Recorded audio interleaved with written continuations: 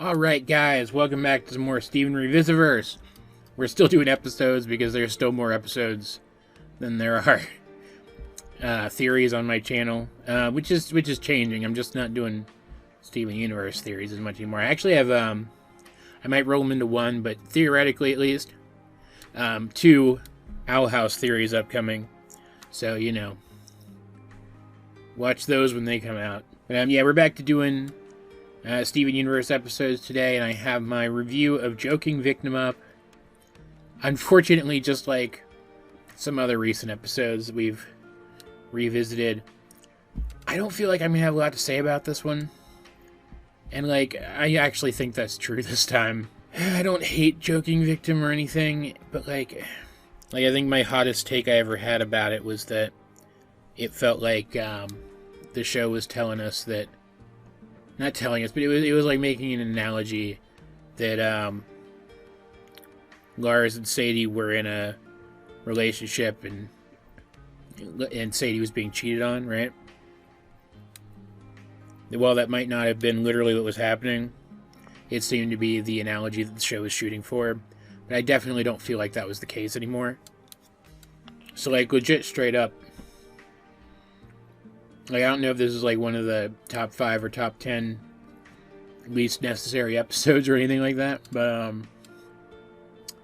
I definitely feel like it could be lifted out of the show without really affecting anything. Now, I'm also finishing up my lunch, but you guys aren't going to notice that, because I'll cut most of it out. So, let's go ahead and bring up that review, and I'm going at, like, 1.5 times speed again, just FYI. And let's go. Joking Victim, the 21st episode of Steven Universe. Alright, that's too fast. What was I at last time then? 1.25? Let's go 1.25 then. Dear God. I'm going to keep this one fairly brief, though. I don't like this episode. I'm going to flat out say that right now. Fire salts, which literally cause him to, like, catch on fire inside, it seems, which is... And, fun fact, in keeping with that, they add a fire effect to all your attacks in the Steven Universe games, at least the ones I've played, and are one of the best items, especially when you get into some of the games where you can hit, like, multiple enemies at once with Steven's shield or something. So even though I do think this is a bad episode, I am glad that it exists simply because it gave us fire salts. And, like, I don't know if I would have beat... what was the most recent one? Unleash the Light? Whatever the newest one was, I don't think I would have beaten it without fire salts, so, you know. Because you get this scene with Mr. Smiley on video. He used to be an R&B singer, I guess, and he made an informational video for the restaurant. And, like, yeah, okay. Anytime that Steven's interacting with Sadie, it's pretty fun. So I'll give the episode that. That is a good observation. That scene is pretty enjoyable. And then everything changes. Steven and Sadie have this conversation where Sadie talks about why she likes Lars. And it's very, very clear that she is far more invested in their relationship than he is. That she sees better in him than he sees in her. That she treats him better than he treats her. Guys, that's called a psychologically abusive relationship. I don't know if the writers intended it to be. And we know now it was. And I was being a little harder on it than I probably should have been at the time. Because they are being written as young people. Like, I don't know what their specific ages are supposed to be.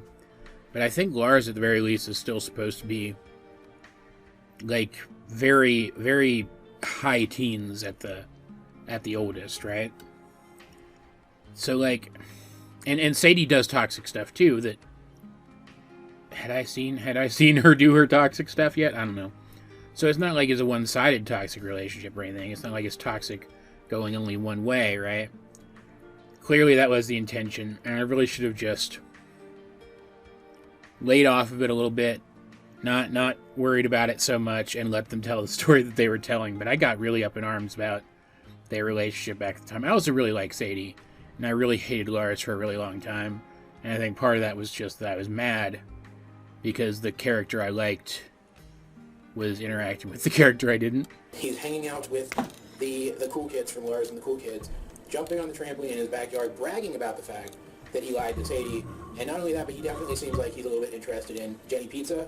And, like, I know the Cool Kids are teenagers too, and they're not perfect. But I find it really odd that they would not call him out for lying to his friend. Like, I also feel like that's an out-of-character thing. like, this whole scenario here is out of character for several characters, if that makes sense. And I don't know if this was intentional, but I'm going to assume it was intentional because it's these writers. It seems like this was a metaphor for them having slept together. And I do not agree with that anymore. So, considering the rest of this review, I remember this review actually fairly well, because I was so up in arms about this episode. Since the rest of this review hinges on that supposition, I'm just going to stop it here. Yeah, let's move on to the episode. Guys, you guys know how I cringe at my old stuff anyway, right? I've mentioned this before, but I use, like, I'd live more of these, right? The more of the recordings of these, and just talk to you guys directly about them and discuss them with you. But I need kind of a buffer between myself and you guys, at least most of the time, in order to get through these Revisi-Verse episodes that involve looking at my old stuff. The parts of these, it's all of them do. The parts of these Revisi-Verse episodes that involve me looking at my old stuff, because I just don't like to look at my old stuff. I don't like to think about myself, really. So between that cringe and the fact that I just think this is a bad episode that didn't age well, that portrayed this relationship in a way that it didn't need to get the point across for what came later, I'm really not going to enjoy going back through this one. Like, there are episodes of this show that I don't like, that I dislike more, because there's going to be a couple of things I already know I'm going to talk about when we fire the episode up. But this episode is just not for me. My dogs are fighting. Great. Okay, fun. While I'm recording. Cool. And I'm gonna play this at slightly higher speed too, right? Just to save time. Or maybe I'm not. Who do you think has to clean up this mess? Steven! Oh, it's screwing with the video. Here we go. Weird. Usually works fine. Hey, Steven. What was he doing there? Was he, like, cleaning his feet off for being on the beach or something? See, this is funny. I find this funny. This ridiculous amethyst stuff. Like how he just casually rips the knob off that. That was hilarious. And, you know, this is still jerk-ass Lars, so seeing him fall and hurt himself is funny, too. This part's good. I cleaned the last 5 Stevens. Aw, come on. I love that they have a category. They have, like, a special category for messes caused by Steven. That's great. Guess so, but you're the best player, too. It is pretty gross, though, that he knows that like, even though I said I need to back off and not be so up in arms about this episode, about this relationship. It is pretty gross, even for somebody his age, that Lars intentionally uses that thing that they share to manipulate her. Like, it bugs me so much. It's just, I understand this show like to tackle relationships of all kinds and show us the good and the bad in them, and then showing characters growing from the bad. But, like, I don't know. I just would not have taken the show here. I don't know how to describe it. I don't even know how to describe it. I hereby deputize you as Lars for the day. Yeah. Now, it's time Don't I show do you that. the most magical place I've ever seen. Oh, Steven, no. You mean you don't make them here? No, not since the No. Now, Steven, this job is a I wanna big know what that responsibility. was. So you're gonna have to watch this videotape. What is it? It's like a DVD shaped like a box. I'll tell you everything.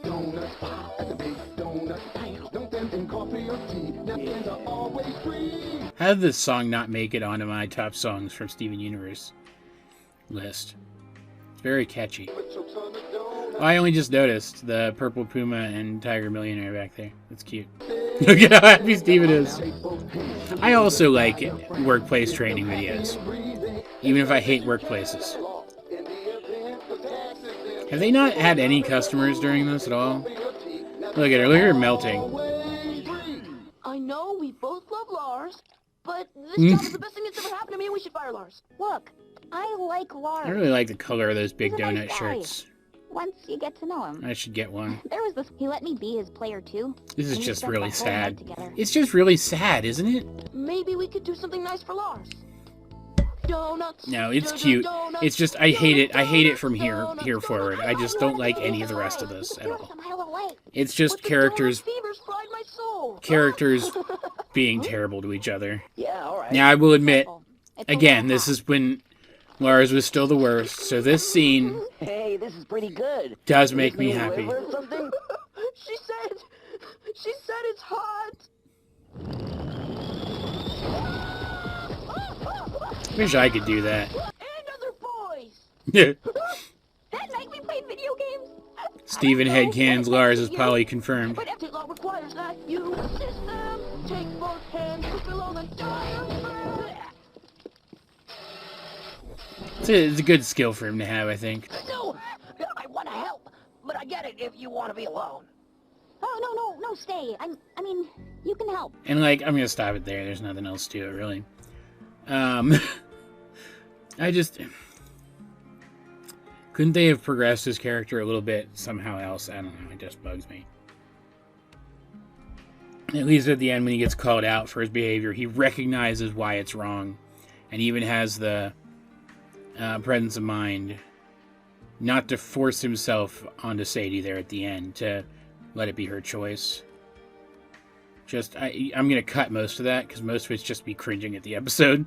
But the rest of the journey getting there, like, everything before, like, the halfway mark is like great. This part's great, right? But, like, I don't know, the rest of it's just bad.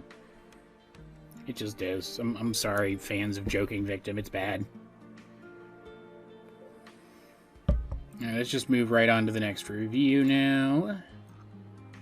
Which would be... Yeah, Steven and the Stevens. Ugh.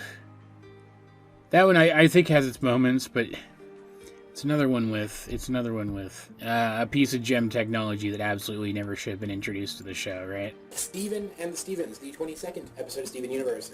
Very interesting kind of episode that I have some mixed feelings about. We will get to that at the end when I am giving my summation. I'm actually just going to skip ahead to when I talk about that part, if I can figure out what that is. And, of course, what else are you going to do when there is 4 of you that form a band? It's just such a Steven-y thing to do.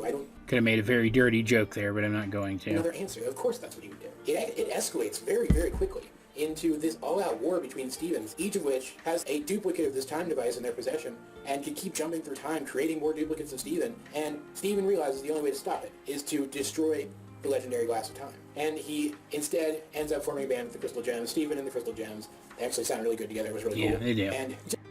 And like, I'm going to cut that up a little bit too. I have something else to say about this, the hourglass now that I just thought about. Assuming I don't say it here. I just, like, even more than the stupid replicator one, or whatever it's called, this thing should not have been introduced to the show. Like, I know they destroy it, and I know it's a callback to the pilot, the unaired pilot, but man, it's so powerful. Like, because again, this is gem technology. There is no reason to assume that there was only ever one of these. It is absolutely ludicrous that if Homeworld had access to this technology, that they ever could have come anywhere close to losing a war.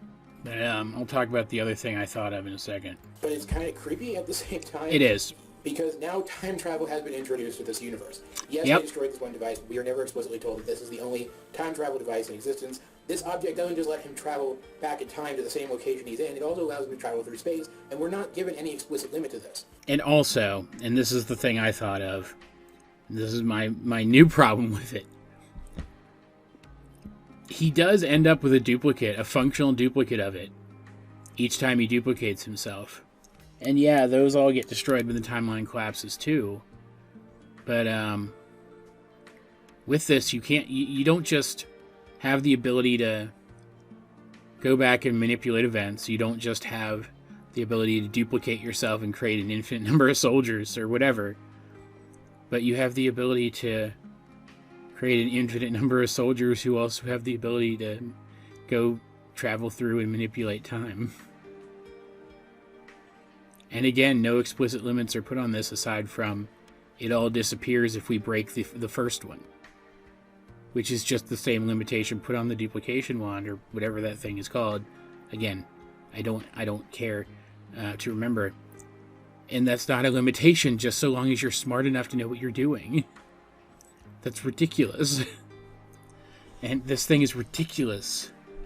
It's so ridiculous. There's also the issue that back at the time when this was released, we weren't quite... I've said this in other episodes of Revisi-Verse too. We weren't quite sure yet how seriously we were supposed to take all the trauma that Steven was going through.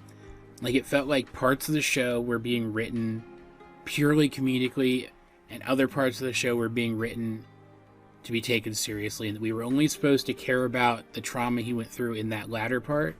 But then we find out that he was, like, having his bones shattered and healed all the time during those slapstick moments, and it merged those two together in my mind, and now I can't separate stuff like him murdering essentially infinite copies of himself, including the technically original Steven, from stuff like Jasper punching him or headbutting him in the face, or she headbutted him, right? You know what I mean? Like, it's just... It's messed up.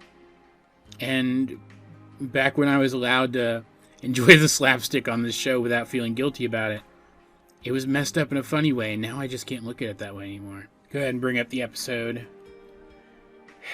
Because this one does repeat a lot, it time loops a lot, I also don't think I'm going to have much to say about this one. I'll probably talk about the music more than anything, honestly. Hey, how about this one here? I will admit, This little one. Steven, the legendary glass of time. really like the ambiance of this place. It's very cool. I think it's this one. Whoa. You mean the biggest one? How are we even supposed to get that back to the warp pad? I can carry it.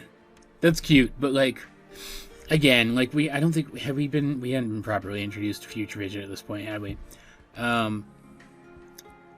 They clearly planned for it, though. How could Garnet not know which one it is? Because she could just look, like, there's a finite number of them in here. She could just look into one possible future for, like, each of them. Like, oh, hey, what if we take this one? This is the future. Oh, it's not the right one? Okay, well then that's not the right one. Like, you know, just like which ones exhibit powers, right? When they take them. It should be a thing that she could do in like 2 seconds flat, is just perceive which one of these is right using her future vision. It's so weird. I do like her I like the personality that the characters have in this scene, though. Like I can carry it. Yeah, that's cute. I like it. I like Garnet, though. She's really cool. Hey guys, I'm making the call, and it's this. And this is funny too. This is such a great Amethyst moment. I love it. Nope, it wasn't. Hilarious. And of course, that's the one she'd pick. It's just such a perfect little microcosm of their personalities, right? Hurry up. Gotcha. Well done, Garnet. Did they add a rubber hose sound effect to her retracting her arm? Hold on. Hurry up. They did! Well done, Garnet. She's not made of rubber. That's dumb. It's funny, but it's dumb. You have a lobster on your butt. Huh? Beachapalooza. Garnet's not worried about it. Maybe she does know that the one Steven has is the real one. I'll see you later. Maybe she wanted all this to happen because she knew he'd destroy it eventually, right? You're bailing on Beachapalooza? But the whole town's gonna be there. Steven, that's like 15 people. Next time, bud. I promise. Good comedy episode. Boat getting all stuck. Nobody It's likes your boat. this is basically just Onion Trade 2. It's a good comedy episode, but the lore stuff is bad. Like, genuinely stupid and bad. How weird. Dad! Yep. Hey, Snowball. Moves him through time and space Dad! It's just Dad! by wishing it. Dad! It's so broken. Not, you took me back in time, didn't you? Also, did it make a duplicate that time? It doesn't feel like it did. Look, I'm sorry, but The rules of this thing are so inconsistent, too. I wish I could go back and stop myself from stopping my dad. No. That's it. Just Now, relax. you stop your dad, Dad! and then you... Suit yourself. Tell him to make sure to tell... We can't go around trying to change time stuff. Oh, what's his name? Oh no! How did Onion Papa. Oh man, I really wanted to play at Beach Genuinely Palooza. can't remember his Too name. bad you and I can't be in a band. Tell him to remember to put his brake on. And then just, you know, Steven? more Stevens, Steven? more Stevens. What? Hey, it's the time thing. Can't you see it in my eyes? I'm the one, I'm the one. 1, 2, 3, 4. I'm not like Like the those other other guys. Not like anybody else. Me, myself, and I, and him. That's me. Are all the same guy. And the goofy expression and everything, it's just very good. Steven, and I'm the handsome one. I love, like, the what is that called, a pompadour? Okay? Though, I would have written it on their stars instead of their faces. I also wouldn't have assigned them personality traits. I think that's dumb. That's what eventually breaks them up. Okie dokie, artichoke! Can't believe it. I'm so annoying. Yeah. Whoa, what's all this noise? And see, this is really what it comes down to. Everybody's always asking, like, oh, would you sleep with your clone? Would you sleep with your clone? No, I'd get mad at my clone for trying to use my stuff, even though it's also his stuff. This episode really gets that. Look, Steven and I were talking, and Steven agrees. Your attitude just isn't working for us. Who's playing drums? Amethyst said she'd do it. I'm down for whatever. Oh, come on! It just doesn't question this at all. I love Amethyst so much. Turkey! So stupid. Stop me! I'm okay. He makes for a very unique chase, don't get me wrong. But it's so stupid. And also, you know, revisiting old episodes is kind of clever too, I guess. But I hate it. I hate the hourglass. I hate it.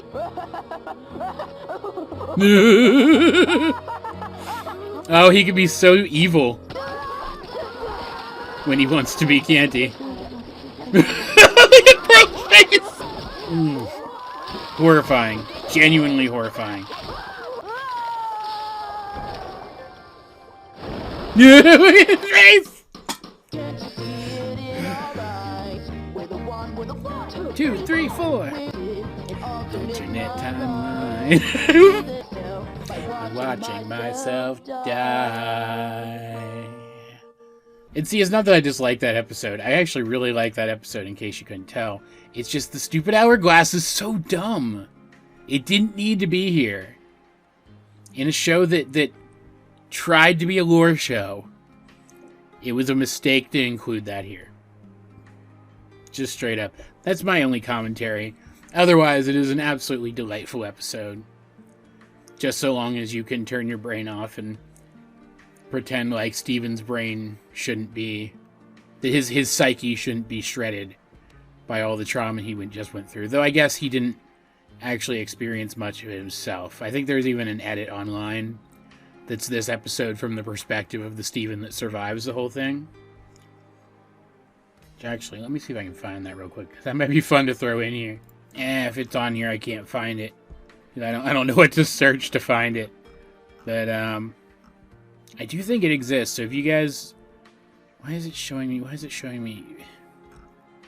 If you guys know what it's called, let me know. That might be fun to talk about or whatever. Or at the very least, I'd like to watch it again. You know? But yeah. That's really all I had to say about that. About that one. which is kind of boring, I know, but like, what else do you want me to do? It's a funny episode that I feel has a very flawed premise. You should still watch it anyway. I think you could skip Joking Victim. But Steven and the Stevens is fun. It's worth watching, I think, even to this day. That said, this video made me mad, and then it made me frustrated, but I also laughed a lot. So I think it was worth it. Didn't get any ideas for new content. Next time, though, we will be talking about, like, for sure, we will be talking about my old theories again, revisiting those and trying to determine whether or not they need any refinement. So that's something to look forward to, you know. Fun stuff. In the meantime, what did you think of anything that I talked about in this video. What do you think of these episodes? Do you agree with me? Do you disagree with me? Especially if you disagree with me, and especially about Joking Victim. I'd very like to hear your take. I think that'd be very interesting. Let's get a discussion going in the comment section down below. And while you're down there, you might as well like the video, share it with anyone else you think would enjoy my content, subscribe if you haven't. You can also check out links to my various social media, as well as the many ways you can help out the channel. Those will be in the video description. But either way, this has been AJ22, and I will talk to you guys later.